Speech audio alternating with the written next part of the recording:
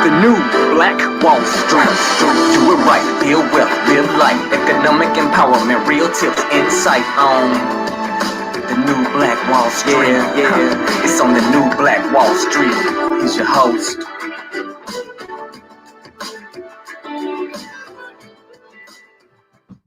Hey, Grand Rising to you billionaires. Thanks so much for joining us here this morning for the new Black Wall Street, our Money and Power Show. I'm your host, ERGJ, your certified financial educator, CEO of ERGJ Enterprises, ERGJ Black Bazaar, international best-selling author of the book, The Black Billionaires Club. The book that I wrote, guys, Study of Black Wealth. It's a study of the 12 richest Black people in the world today and how they built their wealth. And I just truly believe that if you want to be wealthy, that's a big if, by the way. But if you do, I recommend that you study wealthy people.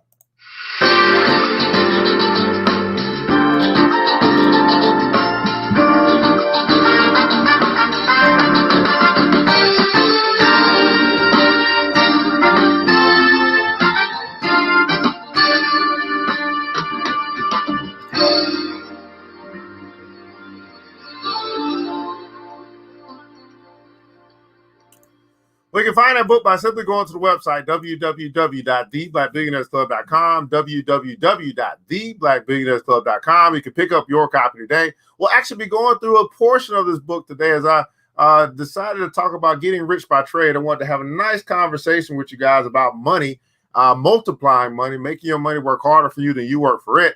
We'll have a wonderful conversation about that here today. Today's episode is being brought to you by ERGJ Black Bazaar, the Afrocentric marketplace, which specializes in Afrocentric home decor, personal care products, also Black art-inspired gifts.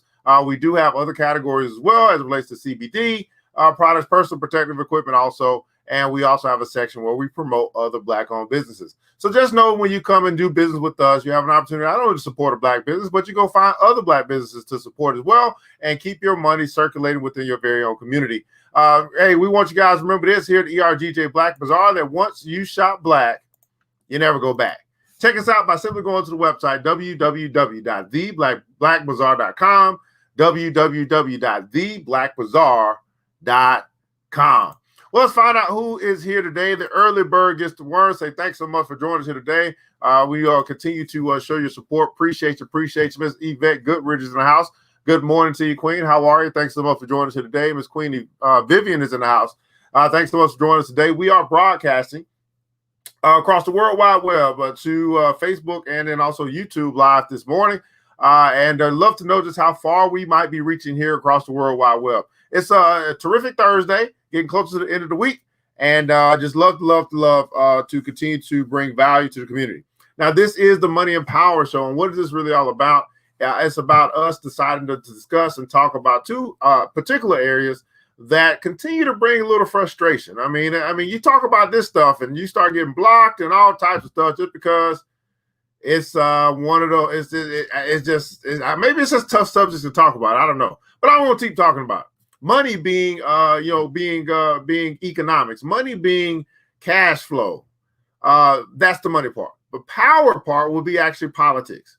And we're coming into a pretty, pretty important space as we are, election time. The chief of staff, the head of the country, and and that's the time that we are in.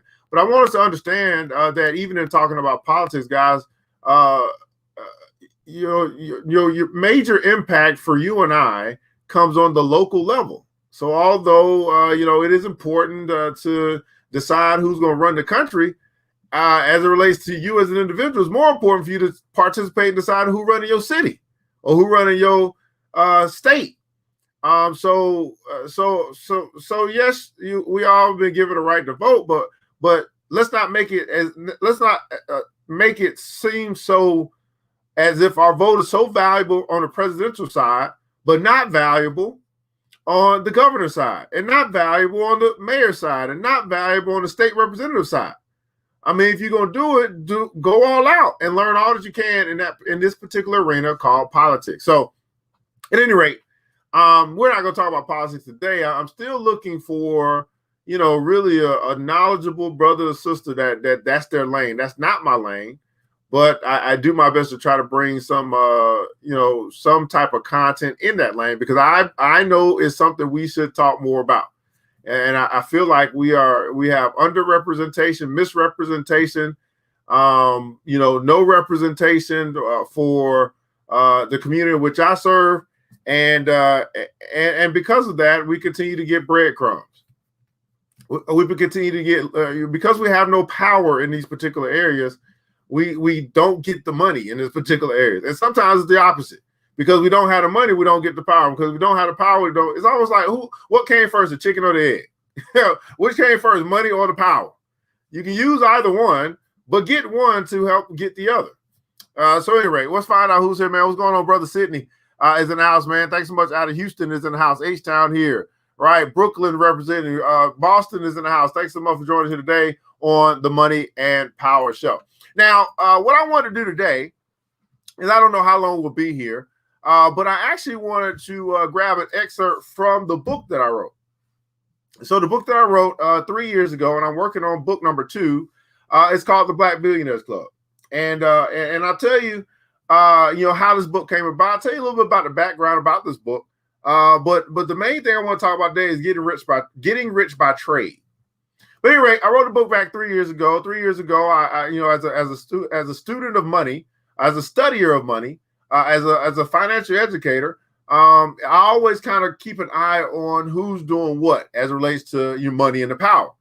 And and every year, Forbes, which is one of those outlets that really talks about wealth, it's a white outlet.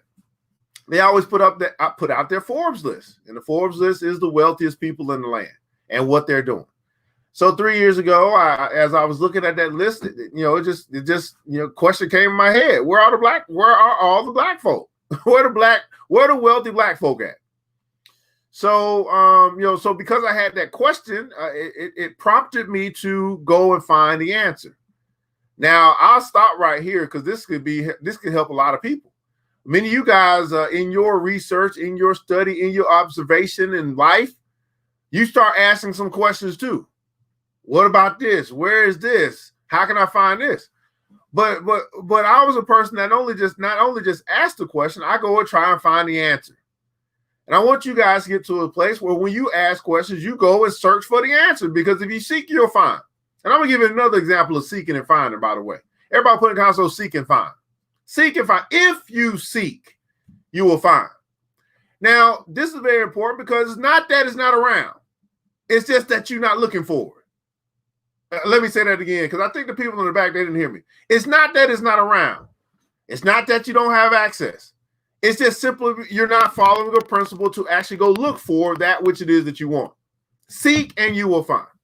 So I was like, hey, I want to find out who represents me as it relates to wealth, as it relates to prosperity in this land that we live in.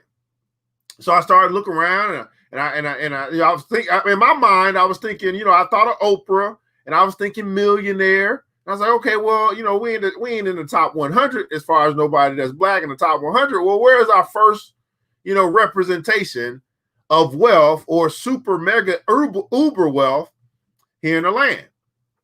So, so I was thinking Oprah, and I was like, okay, is that the only one? I mean, I'm pretty sure it's not the only one. So as I kind of did my research, I saw that we have millionaires, but I saw there was only a select few who were billionaires. So I said, well, how many is it? And at the time, back in 2017, it was 12. I said, well, that's one for every month. Okay. I got 12 billionaires. So then I said, well, let me see if, if there's some place that has kind of compiled this stuff, or has brought this to some place where I can read up on it. And I found that we really didn't have like a solid book or compilation. I mean, we saw lists and stuff like that every now and then. So I said, okay, well, I guess that's what I'm supposed to be doing. I'm supposed to write this book. So put the book together, and I also missed a couple, because some it takes a little bit further research. You'd be like, oh, this not no easy list. That's why I want to redo it and add some of the people that I didn't add the first time. But we got coming up with the title and all that stuff, and then eventually we have what we have the finished product, which is now the Black Billionaires Club and how they built their wealth. In writing that book, I hired a scribe because I don't like to write, by the way. So I hired someone to actually write. And the only thing they helped me with was the forward and the stuff we put on the back. I had somebody actually write that. I could talk it, I would speak it, but I would have them write what I wrote, what I spoke. So I got some help along the way. I reached out to a brother who actually does artwork, and he's the one who actually came up with the cover. And I had him to redo all the images so we can have more of a cartoon effect. So it'll be more better on the cover. And those are just some things that is. So I am a published author. I am an author, international best-selling author. My book, it sold over 5,000 copies, all by myself. Not all by myself, but with no help from Amazon or anything like that. It's in 7 different countries. It's had some level of success. It's not a 50,000 book copy, but that ain't really wasn't my goal. My goal was to get my book in the hands of people who wanted to read it. So at any rate, we're down to our last 20 copies. And whoever gets those, they get those. But I won't be printing anymore. The ebook will still be available, but I'm adding a level of exclusivity to the book itself, because again, it's only a book that people who are interested in wealth, some way, some form, some fashion, and interested in finding out and learning about Black wealth will even get. And unfortunately, that's a minority of our population. It ain't but so many people that's interested in Black wealth. Even Black folk ain't really interested in Black wealth. Let me put that out there. And so now I'm working on book number 2, and and last night I was thinking about I was thinking about what I wanted to do today, and I want to talk about getting rich by trade. Everybody put in the comments, so get rich by trade, and we'll read about the richest Black man in the world today, the richest Black man in the world today, who many of us don't even know his name. Right now, it's a man. I could have said the richest Black person, but it actually happens to be a man. Now, getting rich by trade. I want you to understand this: that there are plenty of ways to trade your way into wealth. The idea, right? The idea of trading is to take your dollar, put it into something that could then be exchanged for greater value later. Okay, so it's the idea of trade, and we all trade. It's just many of us are doing trades that negatively impact our bank account. So a trade, and you'll hear this in all these different arenas, where you might hear somebody that's talking about trading stocks, which would be some type of options trading. You have people that now that's very popular, Forex trading, that is trading currency. You have trading that takes place with commodities. You have and then back in the day you would have trade, which would be a country has corn, and then they would ship that corn over across the sea to this country that has rice. And then that rice would come back. So the trade has been taking place for a long time. It's just a matter of what we set our values on, what we consider to be valuable. What else do we trade? Now another trade would be in real estate. Some people, they buy real estate, right? They put their money into real estate. They fix up the property or whatever, make it more valuable, and then trade it back out for more money. So it's the simple concept is to trade, to put your money into some vehicle, something that could then be of greater value later, and you can trade it back out. So trade in, trade out, trade in, trade out, trade in, trade out. And you just basically recycling your very own money into buying low or trading low, giving it some time, whether that's something that you got to do with it or you got to watch it or whatever, and then trading it back out for greater value. Now, once we begin to understand this concept, we can really start to multiply our money. because we start to identify things that things that may be of less price right now, but of great value. And as long as it has great value, eventually that price will catch up. So if I can catch it, something that's great value while it's on sale, and I can buy it while it's on sale, then I can then turn around and sell it when it gets back to regular price.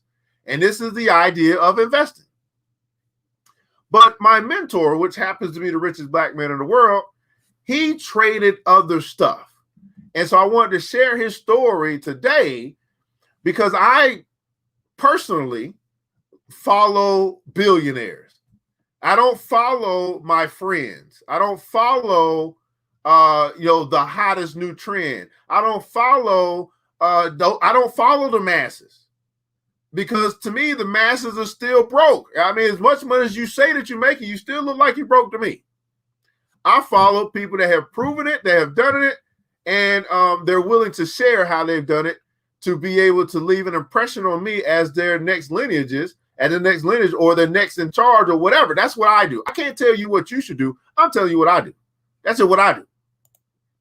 So the richest black man in the world, does anybody know who it is? Does anybody even know his name? That's represented here today. Who is the richest black person in the world? Do you know his name? Right? Because what happened for me as I was researching and writing this book, I started to discover some things that made me say, whoa, where has this information been in my 30 some odd years of living on this earth? Why am I just now coming across this information, and it relates to my people who actually happens to be rich? And it's not that it's been hidden. What I found is just simply I haven't been looking for it. Let me say that again, because it's so easy to try to put it on some, some boogeyman or some, Loch Ness monster or some whoever that is. Here's the truth. I just want to tell the truth to you. It's not that it's been hidden from me. Matter of fact, it's not even anyone else's responsibility, right, to make sure that I know who the richest black people in the world are. I made it my responsibility to put some content out so that other people could know. Because I felt like I wish I would have known whenever. I wish I would have known a long time ago. But it wasn't hidden from me. I just had to go seek it and find out. And I wasn't interested in seeking to find out until I was ready. Now, it would have been so much easier for me to just, complain about why this has never come across my path as if it was someone else's responsibility. No, God gave me that responsibility. Okay? My God gave me that responsibility. He gave me the responsibility, once I came across the knowledge, to then put something together, a book, to make sure that my brothers and sisters at any point in time could decide they wanted to get the book. They could also decide they don't want to get the book. Or they could also never come across the book, because we find what we're looking for. Everybody put it down, so I find what I'm looking for.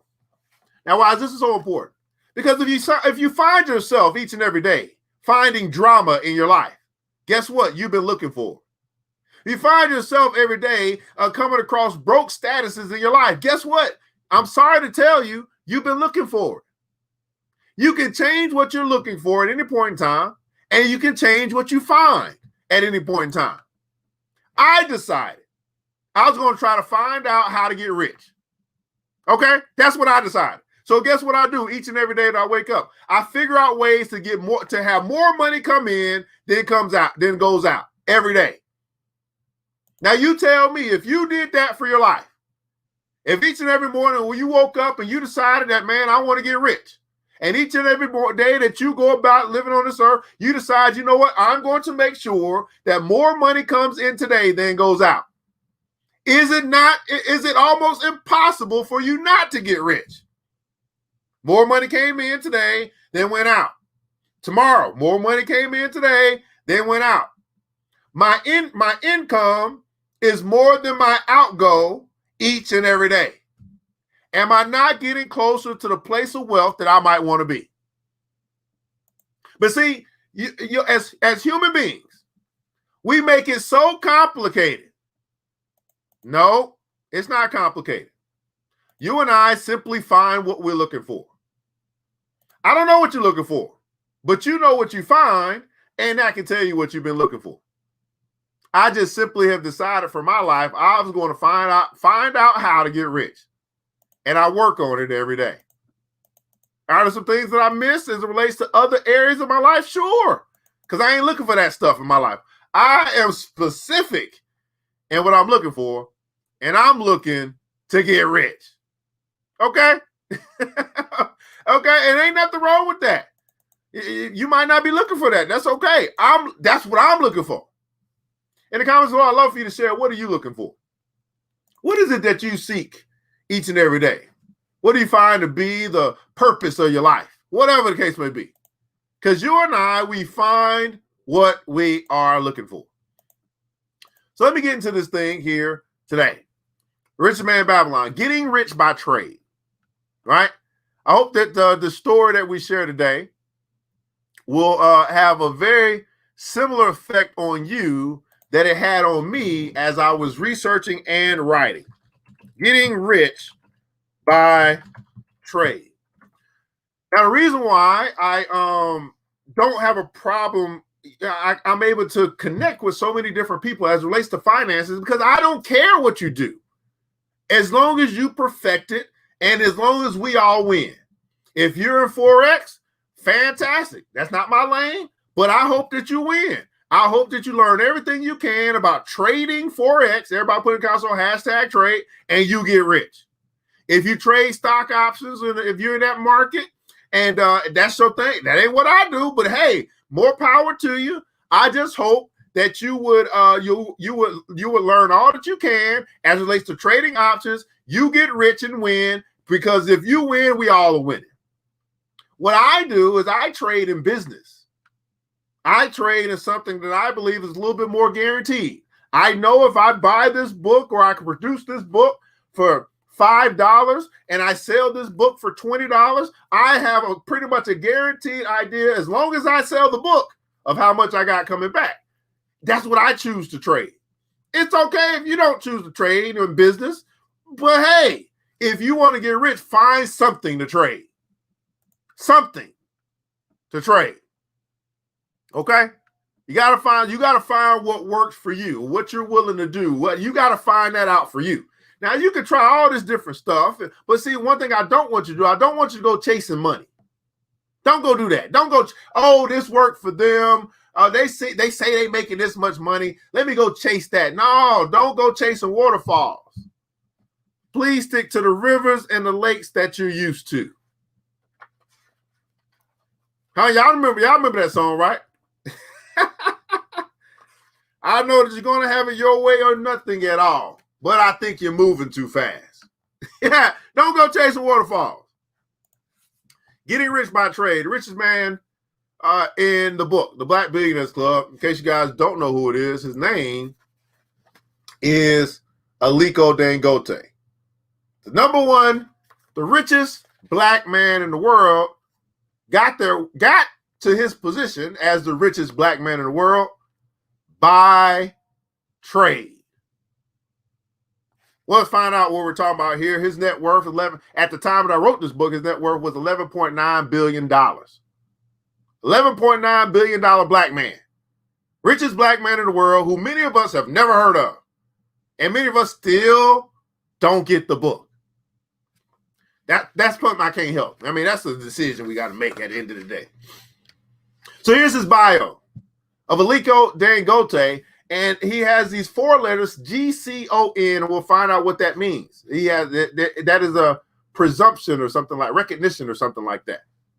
So Aliko Dangote is the chairman and chief executive officer and president of Dangote Industries Limited. He's the chief executive officer or CEO of Dangote Bell Nigeria Limited. He's from Nigeria. He's the founding president and CEO of Dangote Group, the chairman and director of Dangote Cement, the continent's largest cement producer, non-executive chairman of Benue Cement Company, PLC, and Dangote Sugar Refinery. So we got cement and we got sugar. He's the president at the Nigerian Stock Exchange. Whoa. So whenever we talk about, hey, there's a first, a black stock exchange in the United States. Well, we got a black stock exchange. It's over in Nigeria. We just don't know that.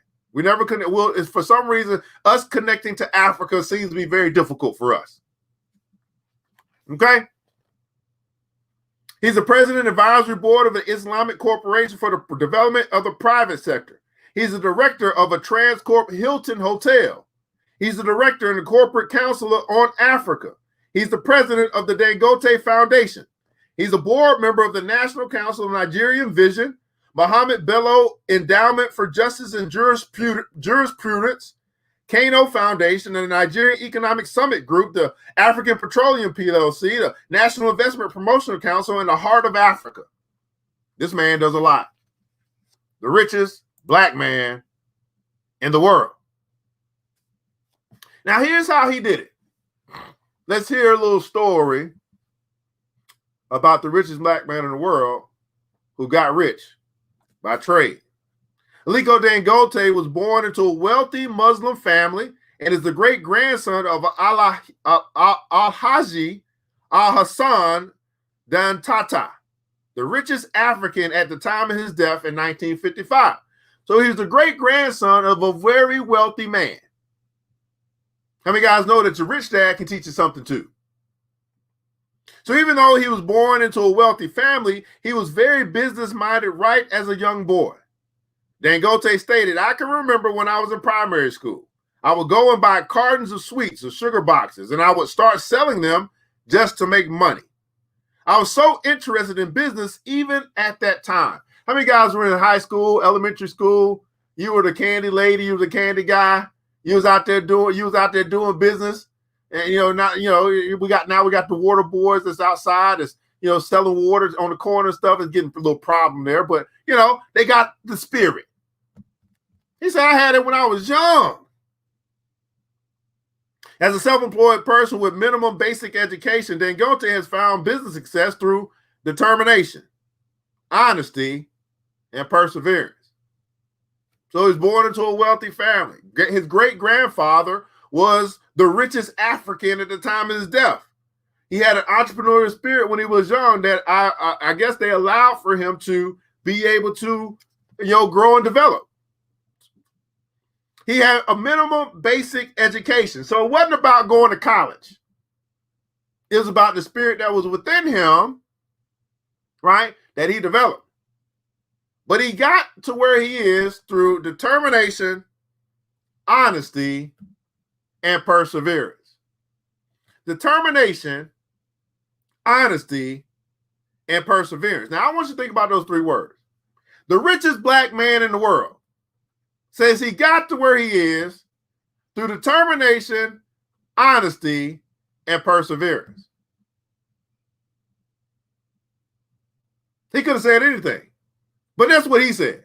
I got to where I am right now as the richest black person in the world, as the founder and the CEO and all this stuff through determination, honesty, and perseverance.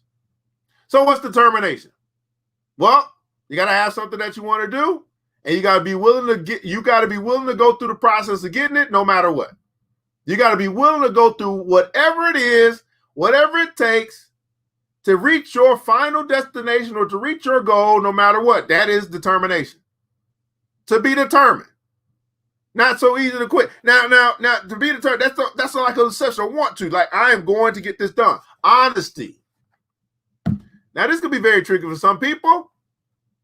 Honesty. He was honest. Got to be honest with yourself, honest with other people. Tell it like it is. This is what it is. You can say it in a nice way and all that stuff, but at the end of the day, man, here is my honest position as relates to any of these particular topics, situations, whatever the case may be. Now, how many guys know that being honest in this society, that makes you a little abnormal? Because most people are willing to lie, cheat, steal to get what they want. Then he said perseverance. Perseverance, right? Be determined, not quit. Persevere to go through whatever's necessary to come out of fiery furnace smelling like roses. I had to keep going. I just simply had to keep going. Don't quit. Each and every day. Determination, honesty, and perseverance. This is from the richest black person in the world. Okay? This ain't me. This ain't ERGJ. This is from the richest black person in the world. Okay? Can you pin the book info? It's in the description. So yeah, you can find it in the description. It's all over the place, right behind me. Right? But not a problem. What's going on, Rhonda? How are you? What's going on, Kim Jones? What's up with you? All right, let's keep going. Right? The richest black man in the world. Right? Getting rich by trade. Right? Black people and money, by the way. Yeah. Who'd have thunk it? He successfully transformed a small trading business into a multi-billion-dollar business which spans the West African sub-region. This is called a little history, by the way. So you got to do a little research, find stuff like this.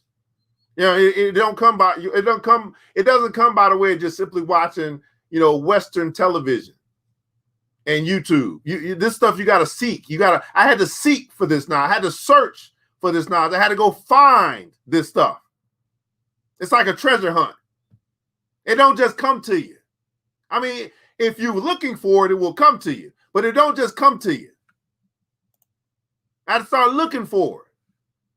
Who are the richest black people in the world? Why don't I ever see them anywhere? Do we exist? Where can I find them? And guess what? I went looking for them. Okay? They didn't come looking for me. I went looking for them. At the age of 21, Dangote used a loan of approximately $3,000 from his uncle. So his parents, his uncle, gave him a little money. Say, hey, you got an entrepreneurial spirit. You want to get started with something? Here's $3,000 to get started. From his uncle to begin trading enterprise. He traded food staples such as rice and vegetable oil. Hey, he got a small convenience store or something like that. He would trade rice and vegetable oil in exchange for money. Rice, which came from Africa, vegetable oil, which came from wherever he got it from. He would trade that stuff out. The same way that I'm trading Lysol right now. Okay? He just traded rice. He just traded vegetable oil. I got the rice. I got the vegetable oil. Somebody need it. Okay, here's the price. You get the rice. I get your money. How many of you got children right now? Or maybe you don't. It's maybe not your own children. Maybe you're the uncle or the auntie. And you see your young, one of your young members in your family that's got this spirit. And they're going to come to you one day, or maybe they don't even come to you. Maybe you just realize, man, I need to invest in this young buck, invest in this young sister, help her develop this spirit that she has. And you got a little money to help them get started. How many of you have put yourself in position to finance your children's dreams? Oh, we're going to have a hard little conversation today. How many of you have put yourself in position to finance the dreams of your children?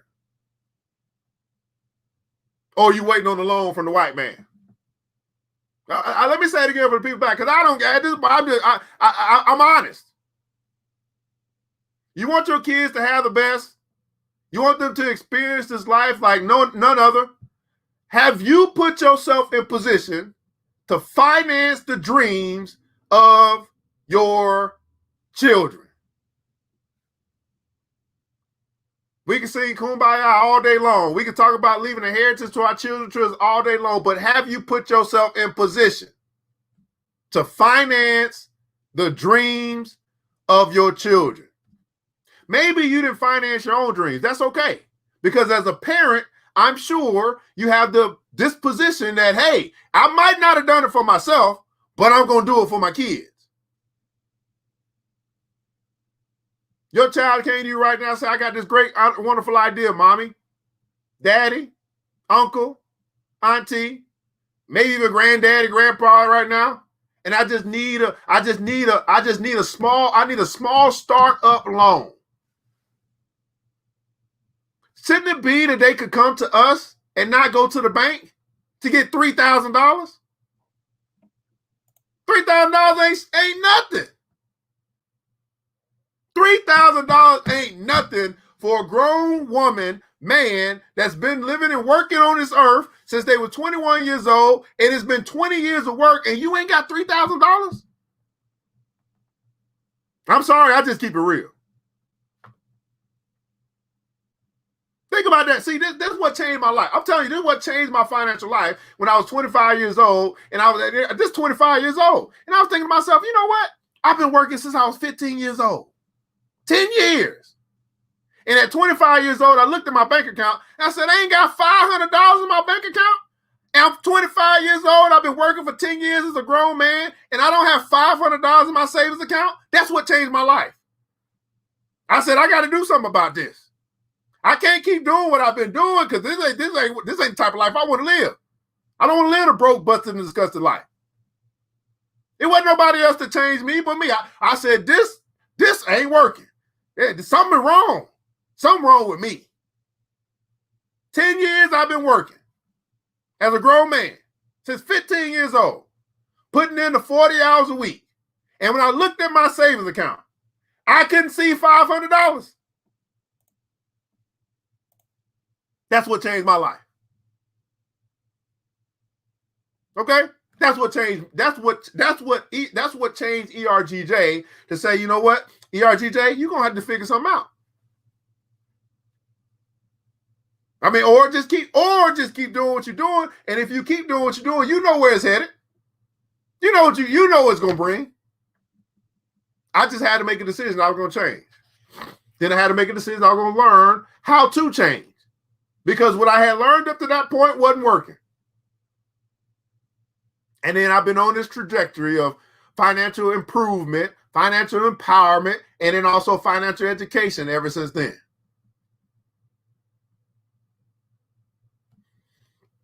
At any rate, he used a loan of approximately $3,000 from his uncle to begin trading enterprise in food staples such as rice and vegetable oil. In May of 1981, he established the Dangote Group, which began as a small trading firm. So he established the business in 1981, but has grown into one of the biggest conglomerates in the continent that extended its influence to the nations of Benin, Ghana, Nigeria, and Togo. With this group, he extended his business ventures into buying trucks, importing cement, and transport. He later became involved with fish and flour and salt and sugar distribution through northern Nigeria. The Dangote Group imports 400,000 metric tons of sugar annually, which accounts for about 70% of the total requirements of Nigeria. A major portion of their money comes from the booming sugar trade in Nigeria, and they are the main suppliers to the manufacturers of Coca-Cola, Pepsi-Cola, and 7-Up in the country. The Dangote Group controls most of the sugar production in the country and is considered a monopoly in Nigeria.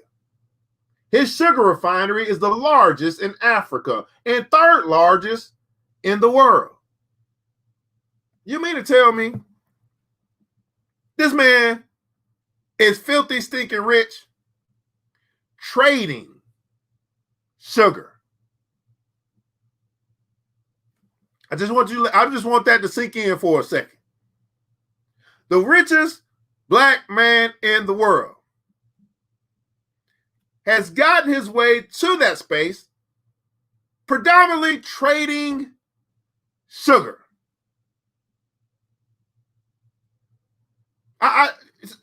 Listen, some of us, we want to make it like it's got to be this big thing. And I'm telling you, when I read this, I started listening, I said, wait a second.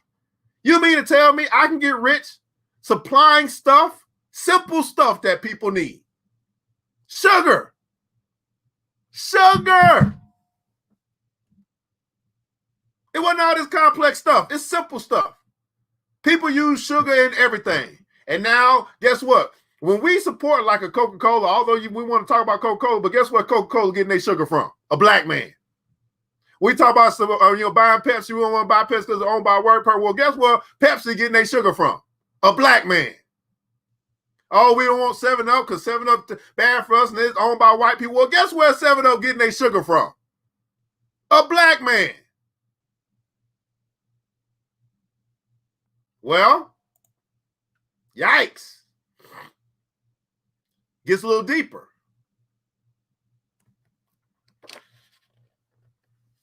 Dangote imports 200,000 metric tons of rice annually, along with tons of cement, fertilizer, and building materials. The group also imports fish and owns 3 big fish crawlers chartered for fishing with 5,000 metric MT capacity. The group exports cotton, cocoa, cashew nuts, sesame seed, ginger, and gum, Arabic, to several countries. Let me go this again. Sugar, rice, cement, fertilizer, building materials, fish. And then they export cotton. Import means they bring in. Export means they send out. Export means, hey, from Nigeria to other countries, we're gonna trade out this commodity or this product or whatever. Cocoa exported, cashew nuts exported, sesame seed exported. What are we talking about? This brother has simply gotten rich trading the wealth and resources of the land. The earth, stuff that the earth makes, stuff that the earth generates. He simply has said, you know what? I'm going to build an empire around simple resources, simple things that we all need. And we're going to make it a business, an enterprise, and they have a conglomerate, which is a super big business. Okay? But see, if you never hear these stories, you never read the book, you'll be just like me before I wrote the book. Where are all the wealthy black people and what are they doing? In 1992, Albajana Cement PLC was incorporated and changed its name to Dangote Cement PLC in July of 2010. Aliko Dangote owns about 90% of publicly traded Dangote Cement through a holding company. When it says publicly traded, that means that if you and I were on the Nigerian stock exchange, we could invest in this black man's business. Dangote Cement PLC is a subsidiary of Dangote Industries Limited and is the largest company traded on the Nigerian stock exchange. So it's not that like, oh, where's the black businesses that are invested, that are tradable on the stock exchange? We do have black businesses. They just on different exchanges. We just don't know. We don't want to get the book. We won't research for ourselves, whatever. Dangote Cement produces 44 million metric tons annually and plans to increase its output by 33% by 2020. In 1999, Dangote developed into an industrialist and switched focus from importing goods to manufacturing products. This is what he said. He switched his focus. He said, man, we've been bringing stuff in for a long time. Now it's time for us to create or make stuff and send it out. So the import was the trade. But when you manufacture, well, then now you can export. And exporting is trade also. But it brings a whole bunch of money. In order to import something in, you got to pay for it. But if you create it and you send it out, well, people pay you. Let me say that again for the people in the back. When you're importing something in, you're paying for it. Say, hey, we need to bring this in for our community. We need to bring this in because we ain't got it, whatever. But he said, you know what? We need to switch from importing to manufacturing. And when we manufacture, people pay us for the value that we bring to the marketplace. In other words, what are you creating? Well, people can pay you for the value that you bring to the marketplace. What are you creating so that people can pay you for the value that you bring to the marketplace? See, for some of us, the only thing that we create is an opinion. The only thing that we create is drama. The only thing that we create is anxiety. The only thing that we create is stress. People may pay you for that. I'm not quite sure. It probably is a valuable somewhat to somebody somewhere. But what are you creating where people can pay you for the value that you bring to the marketplace?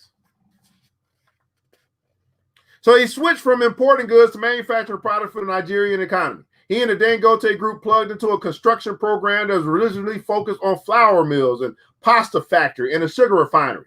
In 2000, the group acquired the Benu Cement Company, PLC, from the Nigerian government. He bought a company from the government. Dangote started venturing into the telecommunications sector, investing into close to 14,000 kms of fiber optic cable that will be able to provide high-speed internet to the people of Nigeria. Dangote is a noble man who wants to serve his nation. He once said, "Let me tell you this," and I want to really emphasize it. Nothing is going to help Nigeria like Nigerians bringing back their money. Let me say that again. He said, "Let me tell you this. Richest black man in the world." And I want to really emphasize it. Nothing is going to help black people like black people bringing back their money.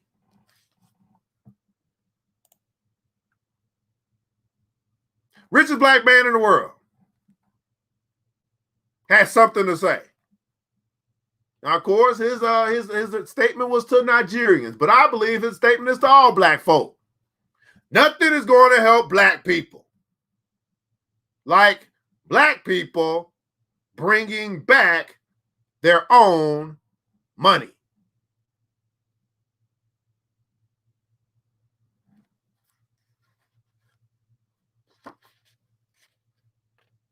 If you give me $5 billion today, I will invest everything here in Nigeria. Let us put our heads together and work. Today, the Dangote Group is involved in diverse forms of manufacturing.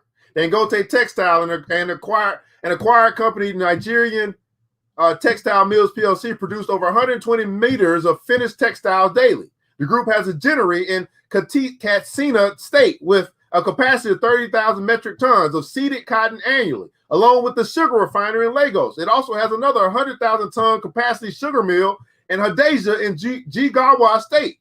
The group has a substantial investment in the National Salt Company of Nigeria and owns salt factories at Apapa and Calabar. Other Dangote Group investments include a polypropylene bagging factory, a distribution network of over 6,000 trailers, a vehicle leasing unit with over 100 fully air-conditioned commuter buses. It also is into real estate with luxury flats and high-rise complexes in Ikoyi, Victory Island, Abuja, and Kano. The Dangote Foundation is a philanthropic arm of the group where yearly he spends millions for worthy causes such as contributions to educational and healthcare institutions, sinking of boreholes, and giving of scholarships. Here's a little terminology for you. Because again, the way in which I wrote this book is really for, our teens, our youth. But I understand. I said, man, there's some words in here we just don't understand. So I gave us a glossary. So Aliko Dangote had these words GCON, which is a distinction. It stands for Grand Commander of the Order of Niger. It is the country's second highest civilian honor awarded by the president. So in Africa, they get distinctions. And when you become very, very important, you get distinctions. What is a conglomerate? That's another big word I thought to be able to define. A conglomerate is many different things or parts that are put or grouped together to form a whole, but they remain distinct entities. Some of us may call it an enterprise. Honor, which is high respect and esteem. Monopoly, the exclusive possession or control of the supply or trade in a commodity or service. Import, or that means to bring goods and services into a country from abroad for sale. Bring goods and services into a country from abroad for sale. So let me go back to what we said, right? He said, I'm going to switch from importing to manufacturing. So what they would do is very similar to what we do here in the United States, very similar to what many black people might be doing now with drop shipping and all this stuff.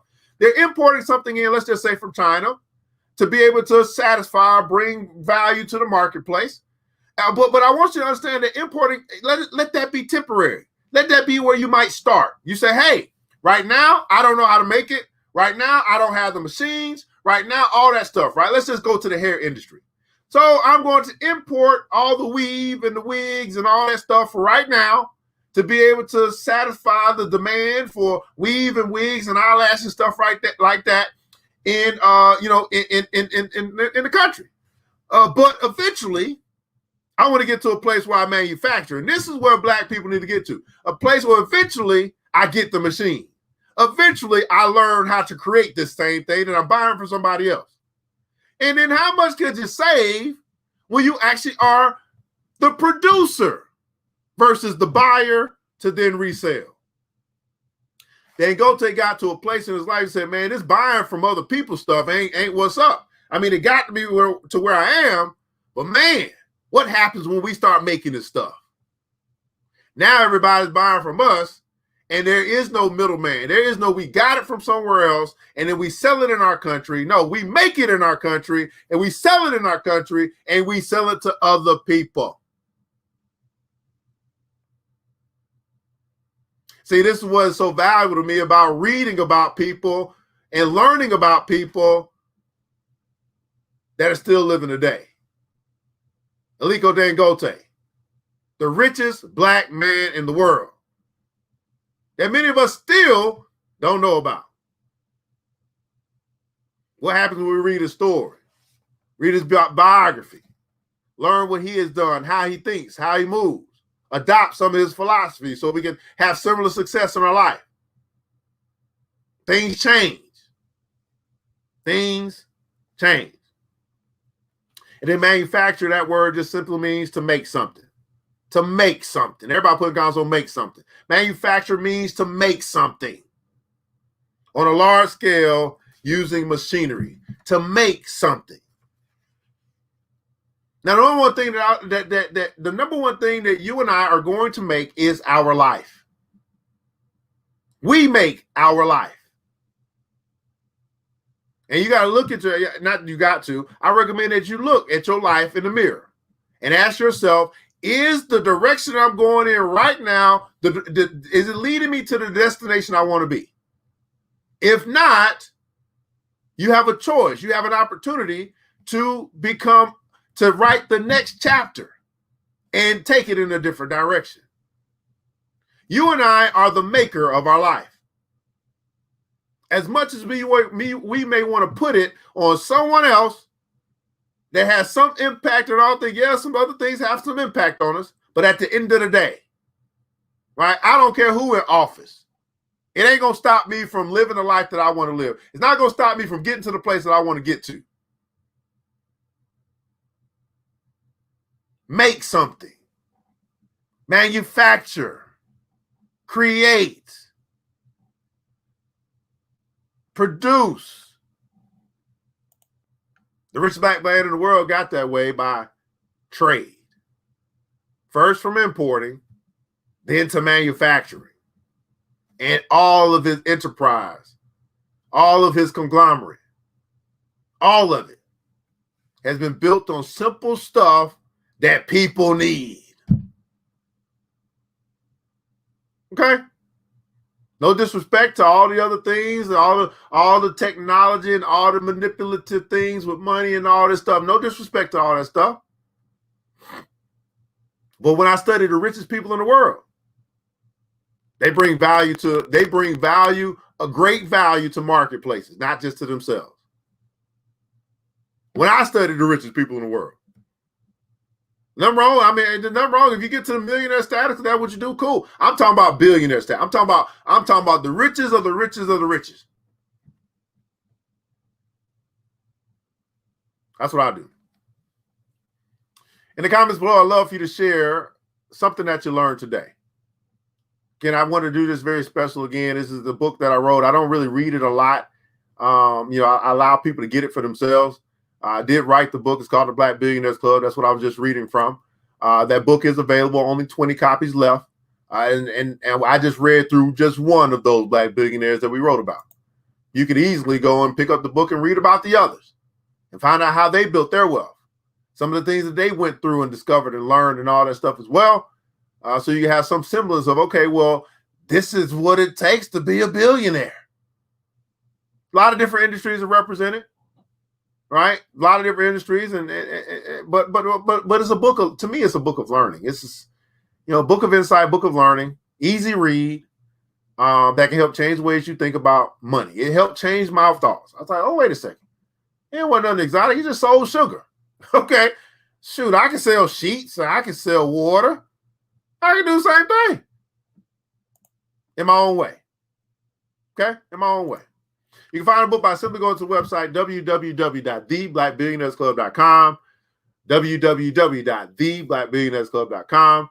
I simply encourage people to understand this, that if you want to be wealthy, if that's a desire of yours, because everybody don't want to be rich, but if that's a desire of yours, I recommend that you study wealthy people. You study poor people, you'll probably end up poor.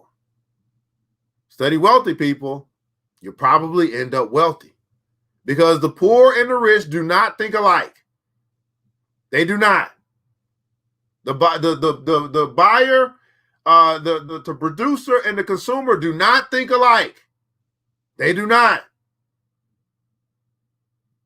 And too often we want greater things in our life, but we're listening to the wrong people.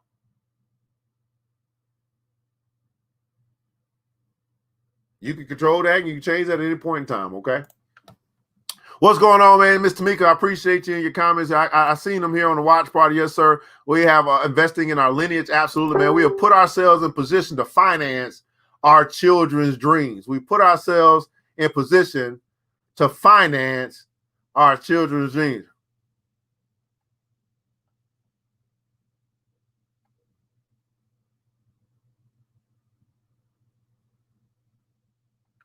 Choosing our position, right? Group economics, absolutely. Now, this is the real Susu. That's what I'm talking about, Tamika. Tamika, I'm sorry. My parents made sure I had $5,000 in my account when I left their nest. I create beautiful memories with little people and foster a lifelong desire to fall in love with learning, right? To make something, right? To make something. See if I get any more comments over anything you learned today. All right, appreciate it. No problem, Miss Rhonda. Thanks so much for showing up. Most billionaires make their fortune by knowing the basic needs of the consumer. Absolutely. Thank you, King, for your lessons. Powerful stuff and getting rich and seek and find, right? I will purchase one. It's only 20 left, guys. I will tell. Let me make sure I help you understand this. I'm no longer printing copies of the book. So whatever's left is what's left, and those who get what's left, they will have one of the few copies that are out there in the world. I've never been a person that believes in I got to get a quantity of stuff. No, I'm all about quality. The ebook will be available, but as far as printing more copies of the book, it won't be. So those that have a copy, they will be the only ones that have a copy. And the only way it kind of moves around later on in life. See, I understand this stuff, right? Again, let me talk about some of the stuff. When you start studying billionaires, it's like, man, I'm not going to make. It doesn't necessarily have to be 100,000 copies or something. If it's 500 copies or something, but 500,000 people eventually want to get a copy, well, what happens when you think about this? What happens when you got the book and 10 years down the road, it becomes very valuable? Like, man, this book was written a while ago, but now we want to get it. And then they go online or whatever, Amazon, whatever's out at the time, and you one of the few people that got the book. Now, you bought the book, let's just say for $20, $25, something like that. Have you ever seen in your life, think about this, have you ever seen in your life a book? Because a book is very valuable. Book is more valuable than music and all that stuff. But you've seen in your life, that a book 10 years ago sold for $8, $10, $12. But then now that it's in demand and is limited supply, that same book is now selling for $50 or $100. How many guys have seen that? I've seen it often. I mean, how many, man, we could even talk about textbooks. I remember there was a book that I had to do. I was as a massage therapist, we had an A&P. We were supposed to get these 2 books that broke down the whole muscular cellular system and all that stuff. Man, them books was expensive. Matter of fact, this book here I got recently. It's a book by Shahrazad Ali, right? This book, I had to go scavenger hunting for this book because I guess ain't a whole bunch in print. This book, which was a $20 book, I had to buy for $45 to get it. But I understand these things, supply and demand. So I'm not printing 500,000 copies. Nope. What we got is what we got. I'm moving on. Okay, I'm moving on. All right, some people got an autograph one. I'll be careful with the one. I got some people got the autograph one. That's right, man. I'm creating value. Right? I'm creating value. I'm talking about long-term value.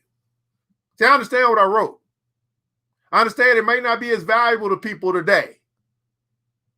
But as more and more people become concerned with Black wealth, they're going to come across the title of this book. And they're going to realize, wow, we got a space that has broken down the Black wealth of 2020. Whatever. And it'll be something to be proud of as a people. I understand what I wrote. I understand the value of what I brought, or what I created. And I'm going to maintain that value. And I hope for whatever it is that you created, whatever it is that you've done, whatever it is that you've made, I hope that you maintain the value of your stuff too and stop selling short to the white folk. That's a whole nother conversation, by the way. At any rate, yeah, I know that it's rare to have a collection of wealthy Black people. Absolutely. I remember you order me your book and your autograph for me. I appreciate it. Not a problem at all. Well, beautiful people, man, this is the Money and Power Show. I'm your host, DRGJ, certified financial educator. I want you guys to remember this, that it takes a village. It starts right here with us. Let's build as we climb together. We all we got, beautiful people. Matter of fact, we all we need. And thank God, that's more than enough. Until next episode, you know what time it is. Mr. DJ, hit the music. The new Black Wall Street. Thanks you for joining the show. We gave a lot of great tips, but it's time to go. Take the knowledge we shared, hope you use it and grow. We'll see you all there at the next episode of The New Black Wall Street. The New Black Wall Street.